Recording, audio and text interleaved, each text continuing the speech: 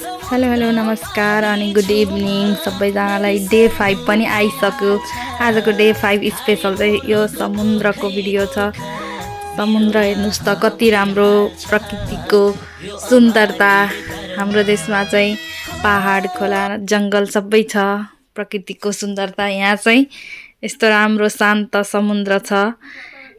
त्यस्तो हामी ठाउँबाट यहाँसम्म आइपुग्दा सबैको हाम्रो आफ्नै कथा छ अनि यो हाम्रो लाइफको सबैभन्दा राम्रो अनुभव पनि हो।